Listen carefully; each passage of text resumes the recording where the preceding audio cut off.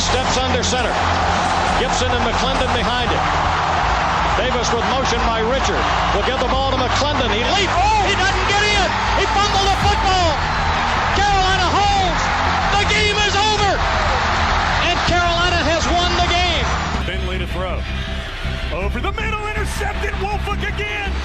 Wolford the other way at the 30, the 40. Wolford to midfield. Miles Wolford with the pick. The Heels on the doorstep of an enormous victory. Left side of the line. Hood standing to Williams' right.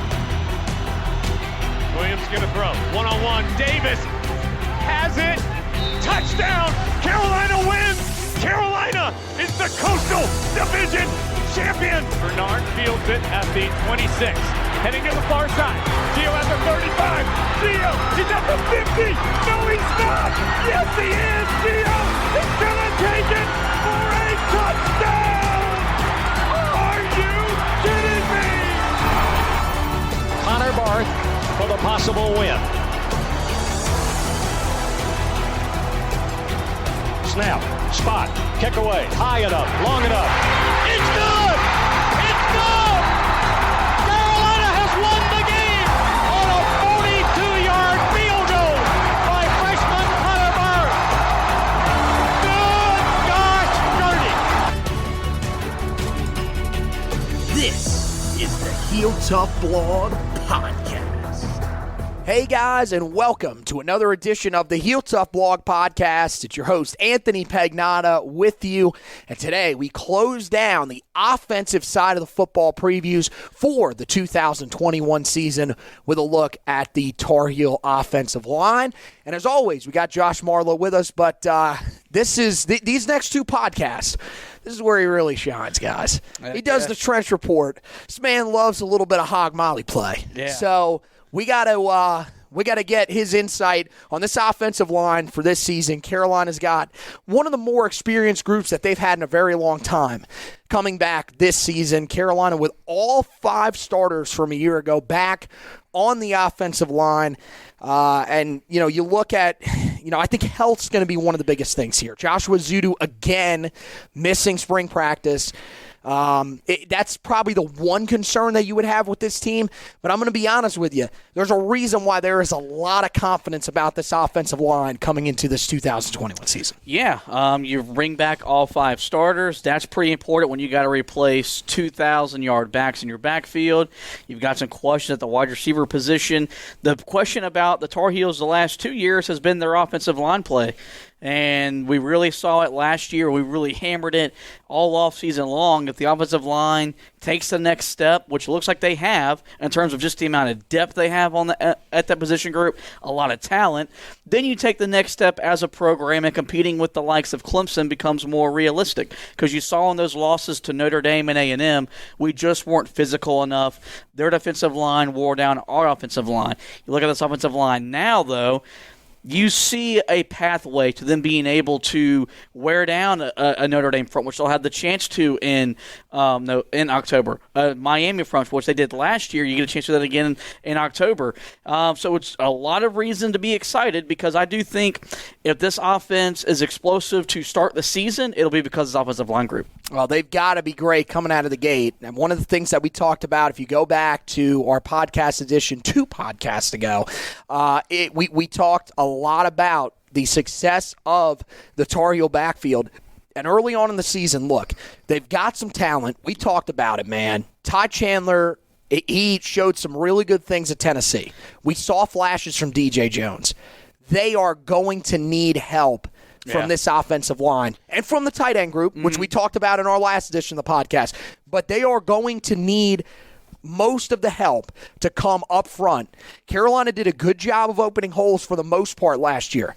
But there were some moments where you had Javonte Williams just running through guys, where you had Michael Carter finding ways to get out of trouble.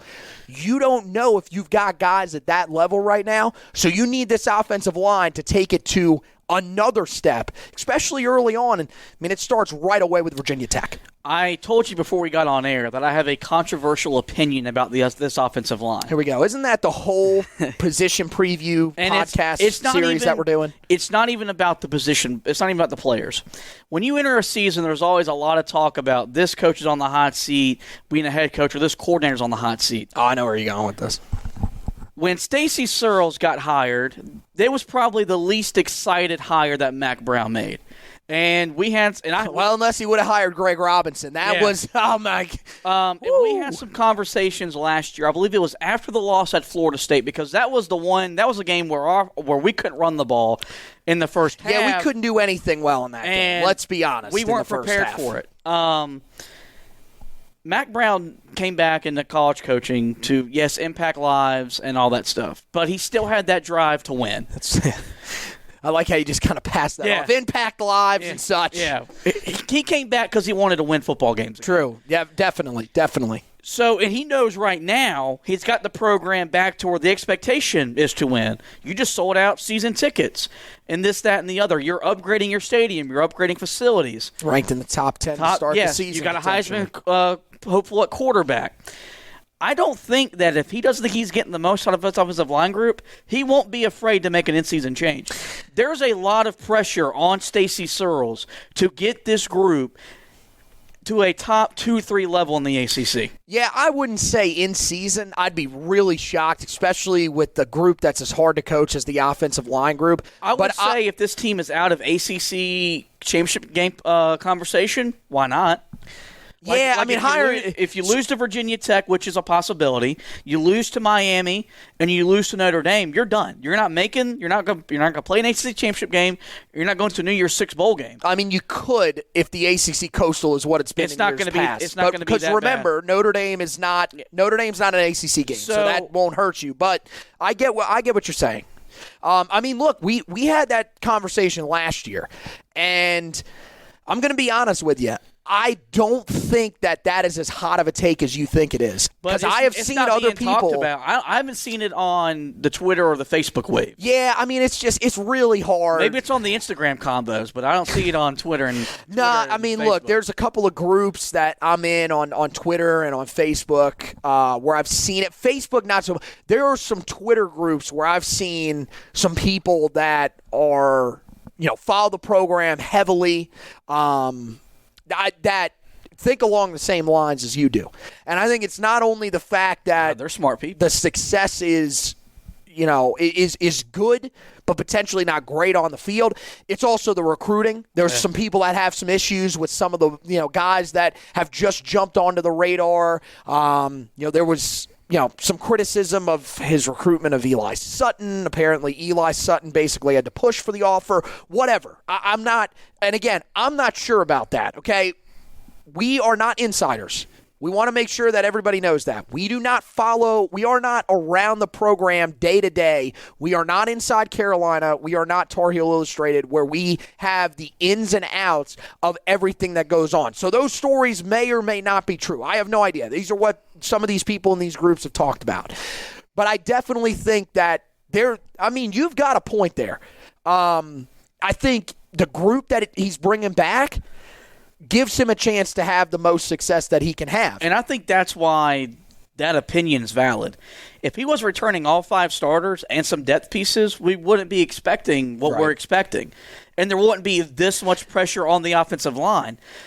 But if they're not good, Carolina's not going to be good. Yeah, I mean, the mark is what do you measure being good for this unit? I will say this. One of the things that goes in his favor is that they have built a lot of depth very quickly. They have. And he needs to get credit for that because they've got guys. I mean, remember last year, and this is where we'll kind of dive into this here a little bit. Remember last year, coming into the season, there were 6, maybe 7 guys that Mac Brown said he could trust on his offensive line. What did he say in most of the press conferences? I want 10. Yeah.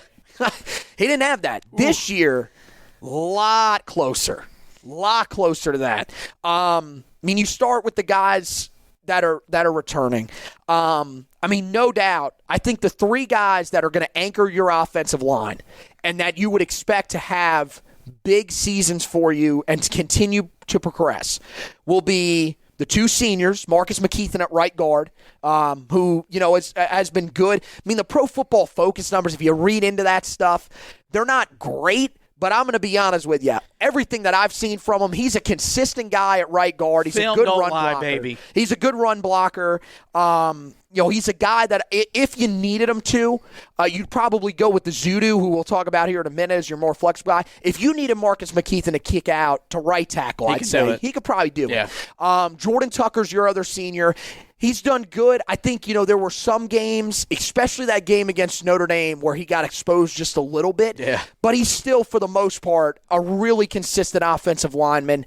The main thing that he does is he is a fantastic run blocker. That is one of your guys that if you run the ball to the right side, that's probably where you're going to be able to have your most success. Then there's Joshua Zudu. Biggest thing for him is, can he stay healthy? Because the talent is off the charts. He's a flexible option as well. If he's healthy, even if a guy goes down on your offensive line, he is so versatile that you could kick him. I mean, they've said it. He's your backup left tackle. Yeah. And he's at left guard. He's got that much of a skill set to him. So those are the three guys that I look at and say, for sure, those are the guys that are anchoring your offensive line this year. Are you kind of in that same ilk? I mean, at this point, they kind of got to be. What made Carolina so freaking good last year was that nice Royism, by the way. They could run the football to both sides. Even with the Zudu not being 100% healthy, they could still run it to the right and run it to the left.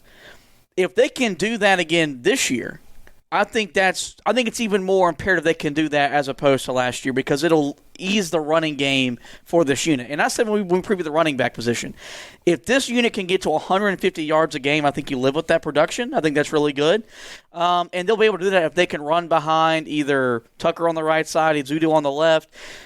But a guy I've loved since he's took over the spot, mainly because of injury, I think Brian Anderson's become a really big part of what this team does. His leadership's become invaluable, and he's a guy that stepped in when was it Nick Polino who got hurt and he took over? Yeah, for Nick him? Polino in the game against Miami back in 19 went down. Remember, we we thought when Brian Anderson stepped in, if this guy can't hold his own, this season could be derailed. And he did more than held his own. Mm-hmm. And now, from a leadership standpoint, this offensive line needs him on the field every Saturday. Yeah, I mean, look, he's a good, not great player. I mean, I don't see him probably as an NFL guy. He beats you in the film room because he has to scrap everything he gets. Is his talent level the best in the world? No. Right, he's going to lose some reps against the more talented guys. But he is going to find ways on film to beat the guys that are more talented than him to beat. He's a hard worker too, man. And Mac Brown talks about that all the time with him. I know, one of that a lot of Tar Heel fans, I think, when they look at that offensive line, that's probably the one guy that gets the most criticism, where you kind of just scratch your head and say, why is there so much criticism for him? But again, I don't think he's your mauling center that's just going to destroy guys off the line of scrimmage. He's going to lose some reps. It's going to happen to him. He's going to get beat. But I still think he's a good enough player up front for you. He's done some good things, and I agree with you. I still feel confident in him. And a guy that I think we're starting to gain more confidence in as the year went along was Asim Richards. When he started the year, and we knew coming into the year that him playing as he was a sophomore. He was a sophomore last year. But he was a sophomore who had played garbage time snaps before that. He was basically a freshman. Yeah, he was basically a redshirt freshman. Early in the season, there were some bumps in the road for him. There were times where, he was put on the bench. Carolina decided to put Ed Montilus out there, kick Joshua Zudu over to left tackle. We saw that. But just about every time, he responded pretty well. And you feel like with another offseason, and that's the other thing. Not only was he coming in with no experience last year, he did not have a spring camp. He had to come in, learn everything in fall camp that he needed to do as a starter on the offensive line. Pretty much what we heard last offseason was they were going off of upside on him. Yep. And we saw, he had some fits, but he grew as the season went along. He's going to be the starter there again this year, and I think that it's a guy that people should, continue to have some confidence in. But again, I think the big thing that we can talk about here is that the depth of this offensive line has grown even stronger, and it's going to make it to where if you do not play to the level that you need to, there is enough depth here for him to come off the field. Still, I mean, you were one of the guys that was, very critical of him last year.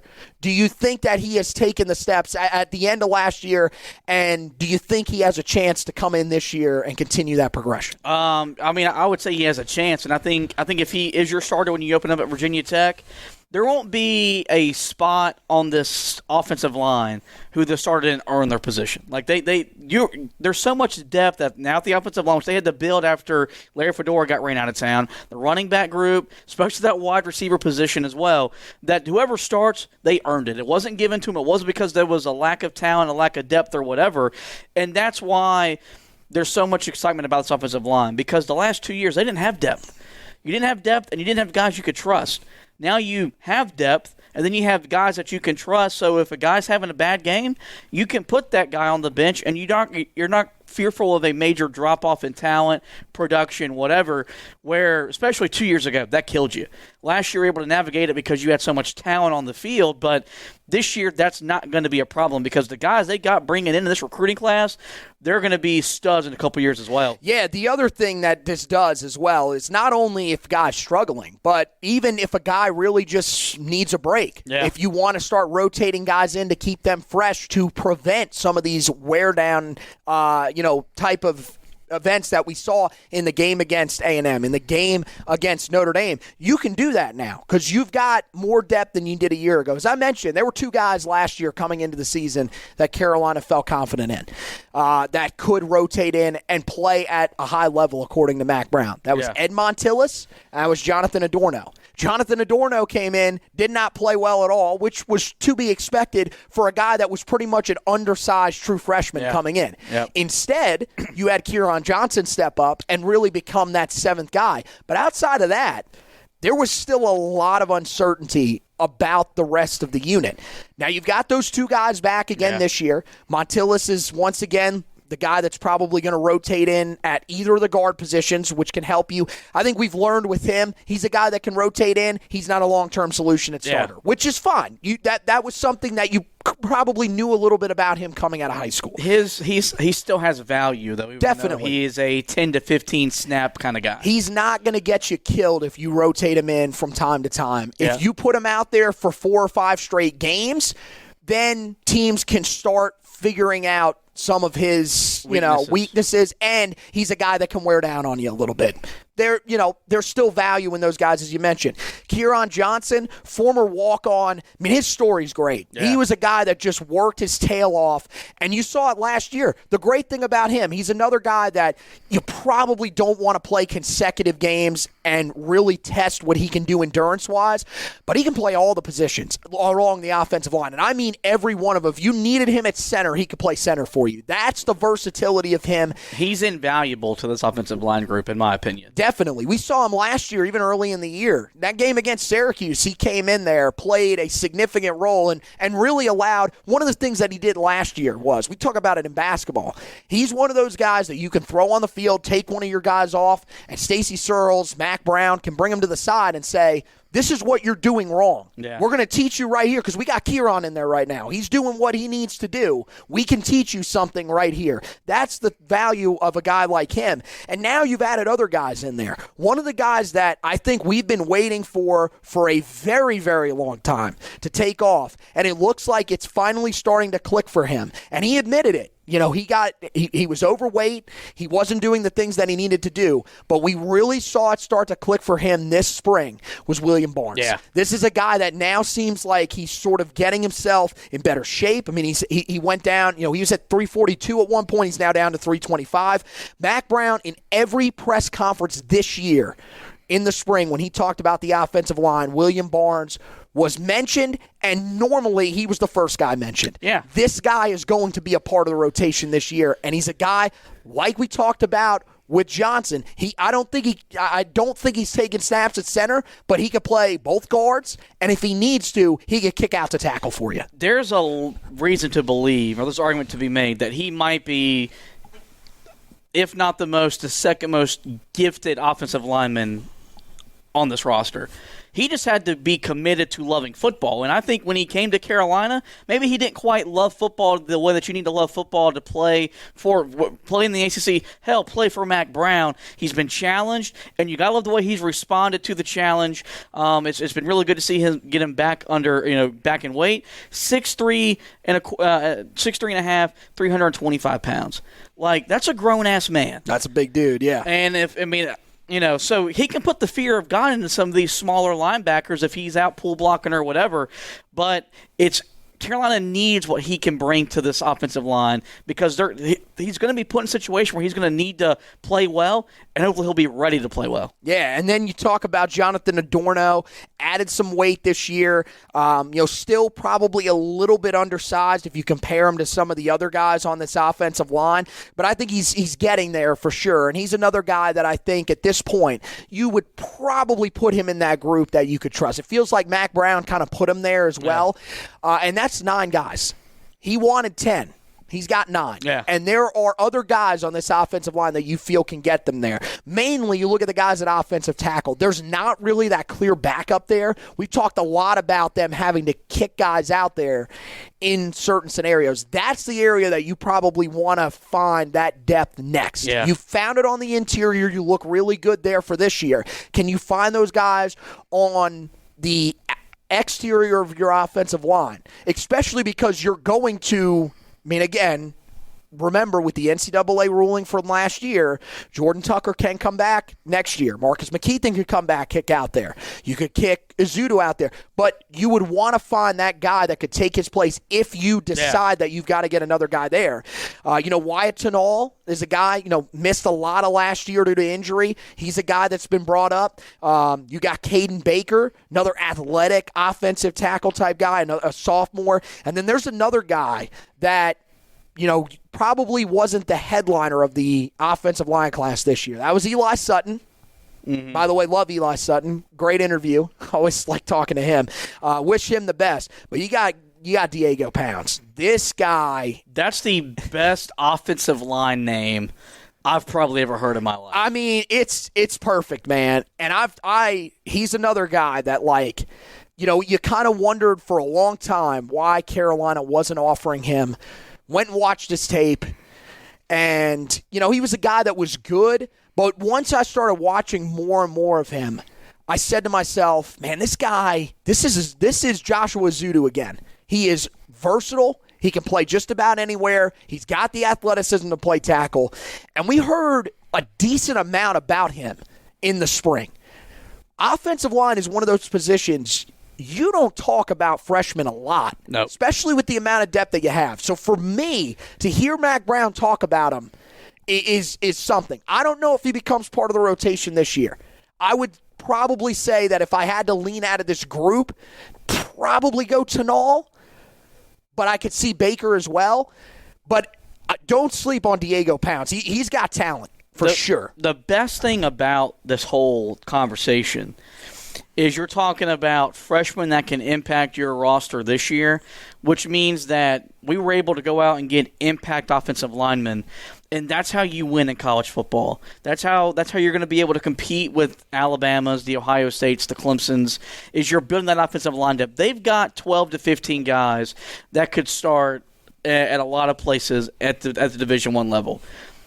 We didn't have that for 8 years of Larry Fedora. And I think that's just a change of philosophy. We can still be a great offensive team with spending 3 or 4 commits in a recruiting class on offensive linemen. And I think that was lost in Larry Fedora. We thought we had to bring in all the skill talent in the world. But it doesn't matter if you can't block to run the ball or to throw the football. Remember, there were times where we would lose one offensive lineman and we would say, yeah, this could be the end of our season. Yeah. And legitimately, you saw a massive drop-off in the offensive line. If you lost one of these guys this year, I feel pretty confident that the line, if you lose a guy like Ezeudu or McKeithen or even Tucker, it could take a hit. But in no way would it be comparable to what you saw from that Larry Fedora era, or even to a certain extent the Butch Davis era. The rebuild got sped up by the landing of Sam Howell and his play.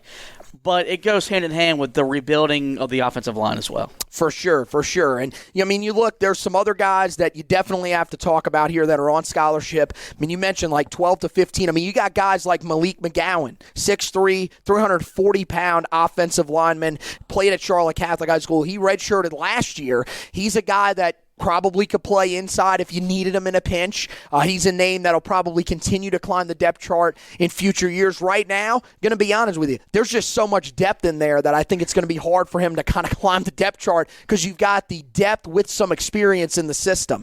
Eli Sutton, biggest thing that hurts Eli Sutton is the fact that he's coming in when he is. He's a summer enrollee. If he would have came in earlier, he probably would have had a chance to be right in that talk with Diego Pounce, but I don't think he's that far off. He's extremely talented. He is, I mean, talk about a great pass blocker and a guy that just plays with a mean streak. He is a lot of fun to watch on tape. He's going to be a really good offensive lineman for him. And then Trey Zimmerman, probably a guy that a lot of people maybe forgot about. He was a former 4-star, had shoulder surgery last year, really was working back from that for most of the season. He's going to be in that group this year. To me, he's kind of the unknown. We don't really know what we're going to expect from him because he's got the talent. That offensive tackle depth, as we talked about, isn't great, but we just don't know a whole lot about him because he's basically starting as a freshman since he didn't get to do a ton last year for the team. So we'll just have to wait and see on him. Some of the walk-ons, actually, there are two guys that come over from the defensive side of the ball that are interesting here. Don't know how much they're really going to factor in, especially early on. You've got Wisdom Asaburo, who came over last year. Of course, he is a guy that came over. What a great story. He came over from Nigeria, ended up going to Covenant Day High School. Carolina recruited him. He came in, decided to skip his senior year of high school, came in early, was on the defensive side of the football, but made the move to the offensive line. I believe he actually did that before last season. You got a guy that did it this offseason. You got A.J. Beatty, who comes over as a redshirt freshman. He redshirted last year. He'll come over to the offensive side. He's an interesting guy because the position that he projects at is center. The depth at center is not tremendous. You got Adorno, who probably projects as a center just because of the amount of guys that are there. As we mentioned, Kieran Johnson could play it a little bit for you, but down the line, A.J. Beatty could be a name to keep an eye on there. Don't know how much he'll factor in here this year, though. And then you get to some of the walk-ons. You got guys like Nick Makovic, who's been there a very long time, junior walk-on. You've also got a couple of guys in their second year with the program in Nolan Brown and Hunter Shope, who will both be sophomores. Chance Carroll, he's a redshirt freshman on the offensive line as well. And I don't believe, just from looking over the roster, sorry about that. There is one true freshman walk-on. That is Carter Kolka, who comes out of Woodward Academy in Atlanta, who will join the group here for the fall. So that's your look at the Tar Heel offensive line group. As we mentioned, this is it for the offensive side of the ball. Go back, check out the other editions of the podcast, whether you're listening or watching. We've got all those up there for you guys to take a look at. We break down the quarterbacks, the running backs, and we lump the wide receivers and tight ends into one edition of the podcast. So make sure that you guys are going and checking that out. And then we are going to shift to the defensive side of the football. We'll start with the guys that Josh wants to talk about the most, of course, in the defensive line, move to the linebackers, and then talk about the defensive backfield. And then we are going to do probably the shortest edition of the preview podcast, which will be the special team. Still a very interesting unit, though, that Mac Brown has talked a lot about. So we will cover that unit as well. And then after that, it sort of goes into that time where we're looking at fall camp. And then we have some of the funner editions of the podcast. Breakout players, which have gone, well in some circumstances. Remember, De'Ami Brown was both, we both predicted that, but there were also some other guys, if you go back in there, that didn't quite work out as well. So that's always fun. We've got a whole bunch of other great editions of the podcast coming up for you guys. And, of course, we're still trying to get on some of these big-time journalists, guys. I know we've got Phil Steele, who's going to join me on Thursday. He's going to talk a little bit about Carolina from a national perspective. Brett Ciencia of Pick Six Previews, his preview just came out on the 9th of July over the weekend, so we're going to try to get him on as well. So those editions of the podcast are coming up. The best way to watch it, of course, right here on the Facebook page, and we suggest that you like and follow the Facebook page because now they have this cool thing where you can post online events. Yeah.